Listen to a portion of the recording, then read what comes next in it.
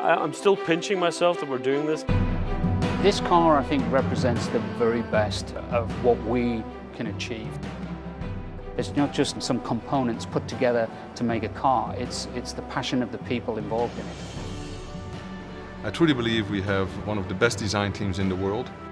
When you've got a tremendously talented group of people that can come together and execute something like this, it's very gratifying. I think there'll be a big emotional connection for a lot of people with this car. This is just a whole nother level above and beyond where we've been so far.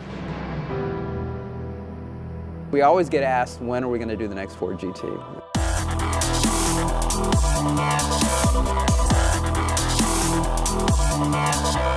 When we were looking at 2016, which is the 50th anniversary of us winning the 24 Hours of Le Mans, in fact coming in 1, 2, 3, we really felt it's the 50th anniversary. We have to do something. We wanted to create a modern supercar, but we wanted to still hark back in some way to the heritage of Ford Motor Company and the GT. This car is so special to so many different people, and it has such an important legacy that we just couldn't resist doing another version.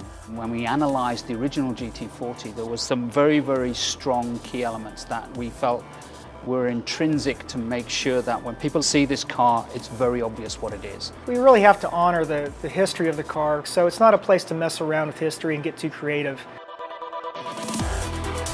The car floored me. It's really something else. It has the Ford GT heritage. You can see it instantly in the front, but as you travel along the sight lines of the car, it's really from another planet. This car is very forward-looking. It's very futuristic. It harkens back to the real iconic details of the original Ford GT, but it really is very much an artifact from the future. There's a water line that runs around the nose, just below the headlights.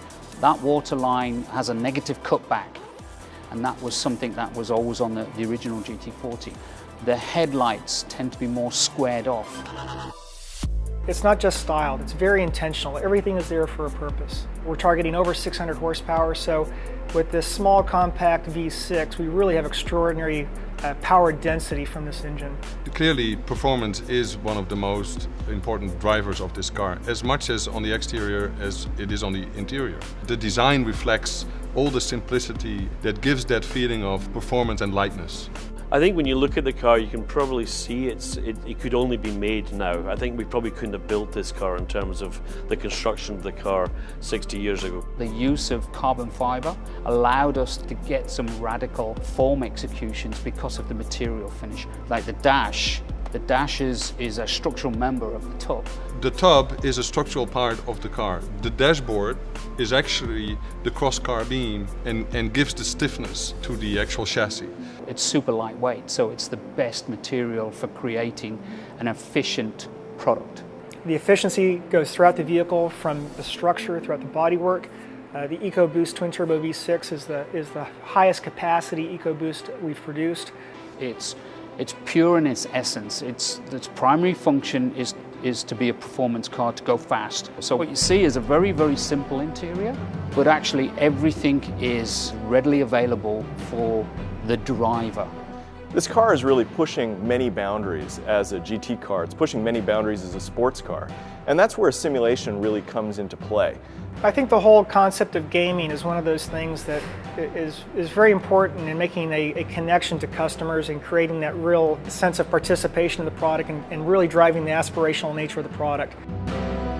With the way video games have evolved and driving simulators have evolved, you get a much more true sense of what the ownership experience is about.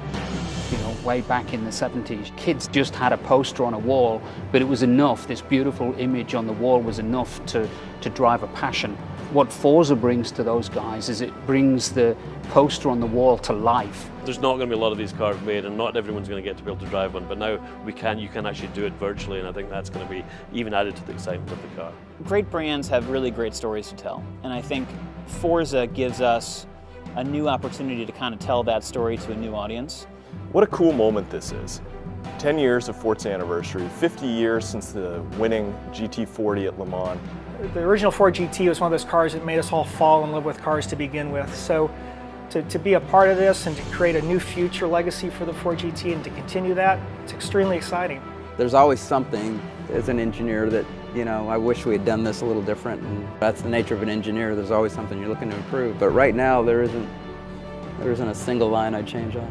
I wanted this to be a beautiful piece of product design. People to look at this and say, yes, it's a great tool that does a purpose.